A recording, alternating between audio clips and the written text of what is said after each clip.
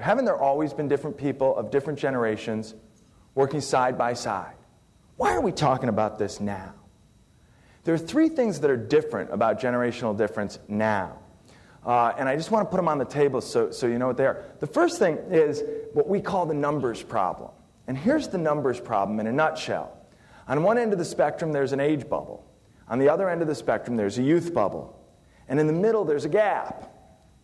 Now, the age bubble occurs at different points on the spectrum in different organizations. But the short story is that most organizations are seeing their workforce aging and creating an age bubble. And then on the other end, a youth bubble. And in the middle, there's a gap. So in the age bubble, you have the collective skill, knowledge, wisdom, institutional memory, relationships, and the last vestiges of the old-fashioned work ethic. In the youth bubble, there's a whole new attitude coming to work.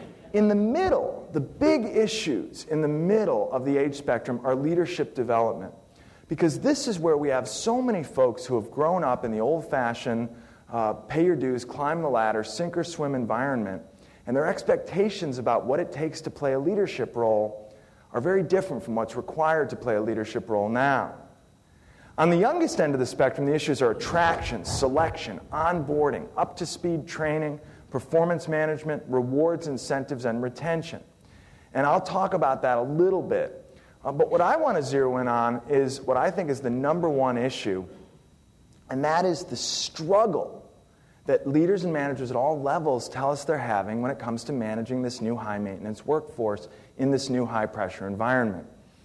And that takes me to the second thing that's different about age difference today in the workplace.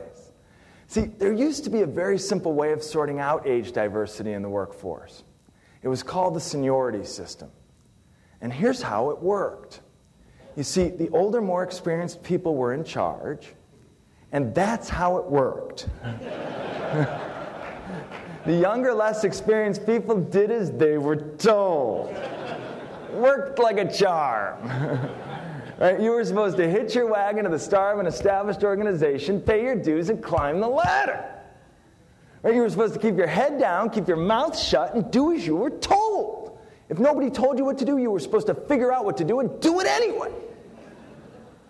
You didn't make demands of your boss on day one. Right? You were supposed to wait for your boss to notice you, and you were supposed to wait for the system to take care of you.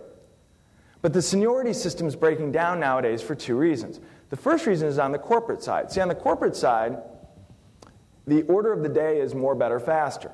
That's the order of the day. And when the order of the day is productivity and quality, more, better, faster, it matters a whole lot less where you've been and a whole lot more what you can do tomorrow. So the seniority system's breaking down. On the employee side, the seniority system's breaking down because nobody trusts the system to take care of them in the long term anymore. And least of all, the youngest, least experienced people. The youngest, least experienced people, they look and think, wait for long-term rewards? Really? That seems absurd to them. And so the seniority system is breaking down. And that puts a huge amount of pressure on managers because if you don't trust the system to take care of you in the long term, you start looking to your immediate boss to take care of you in the short term. And that's high maintenance.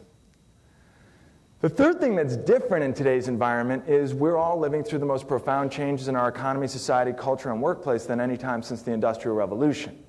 And that's true whether you're 25 or 65, but depending on where you are in your life and career, you're probably experiencing these changes differently. And that's why we find looking through this lens can be so helpful to managers when it comes to understanding the changes they're experiencing.